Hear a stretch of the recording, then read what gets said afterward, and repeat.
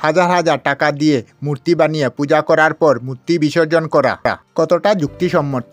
যে মূর্তি দান দুর্বা পুষ্প ফল প্রসাদ দিয়ে পূজা করা হয় আর পূজা শেষ হওয়ার পর তাকে বিসর্জন দেওয়া কি ধরনের ভক্তি? এইরকম অনেক প্রশ্নে সনাতন হিন্দু ভাই বোনেরা অনেক জর্জরিত হয়। আজকের এই ভিডিওয়ে আমরা জানবো হিন্দুরা পূজা করার পর কেন মূর্তি বিসর্জন করে। নমস্কার, আমি বিধায়ক নাথ। আসুন জেনে নেই আজকের এই উত্তর। সনাতন ধর্ম অনুসার আমাদের এই দেহ হলো অনিত্য অর্থাৎ অবিনাশী, তাই এই দেহের এত গুরুত্ব নাই। কিন্তু দেহে যে আত্মা সে কিন্তু নিত্য, এর বিনাশ হয় না। গীতায় ভগবান শ্রীকৃষ্ণ স্বয়ং বলেছেন, আত্মা হলো পরমাত্মার অংশ। পূজার সময় আমরা কোনো মন্দিরে বা মণ্ডপে প্রথমে মূর্তি বা বিগ্রহ এনে স্থাপন করে তারপর এতে প্রাণ প্রতিষ্ঠা করি। এই প্রাণ প্রতিষ্ঠার বিশেষ বিধিসম্মত ব্যবস্থা রয়েছে যা পুরোহিত মহাশয় করে থাকেন। যতক্ষণ এই প্রাণ প্রতিষ্ঠা করা হয় না ততক্ষণ এই মূর্তি সাধারণ মৃন্ময়ী থাকেন।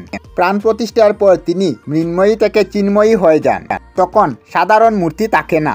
যদি দুর্গাপূজা হয় তাহলে তখন তিনি মাতৃরূপী দেবী দুর্গা হয়ে উঠেন। ঠিক এইভাবে পূজার আগে সকল দেবদেবীর প্রাণ প্রতিষ্ঠা করা হয়। প্রাণ প্রতিষ্ঠার পর বিধিসম্মতভাবে যথাযথ মর্যাদায় ভক্তি সহকারে শাস্ত্রীয় মতে পূজা করা হয়, আরাধনা আরতি করা হয়। তারপর আসে বিসর্জনের পালা। পুরোহিত মহাশয় মন্ত্রের দ্বারা নিজেকে শুদ্ধ করে মন্ত্র দিয়ে দেবীকে বিসর্জন করেন।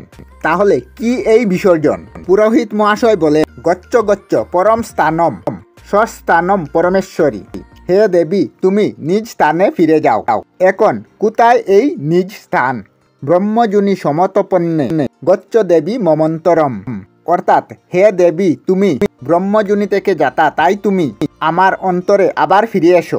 অর্থাৎ পূজাক নিজেকে ব্রহ্মার সাথে একত্রিত করে যে দেবীকে জাগ্রত করেন। পূজাতে হৃদয় থেকে এই মৃন্ময় প্রতিমার অবস্থান হয়ে পূজা নিলেন। আবার বিসর্জনের সময় আবার হৃদয়েই বিসর্জন হলেন।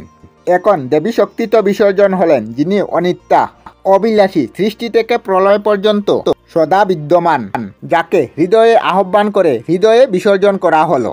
এখন প্রশ্ন হলো, এই প্রতিমার কি হবে? এই প্রতিমা যেখান থেকে এসেছেন সেখানেই ফিরিয়ে দেওয়া হয়। অর্থাৎ পৃথিবীর মাটি জল প্রকৃতি থেকে প্রতিমা গঠন করা হয়েছিল এবং পূজা শেষ হওয়ার পর এই প্রকৃতিতেই মিশিয়ে দেওয়া হয়।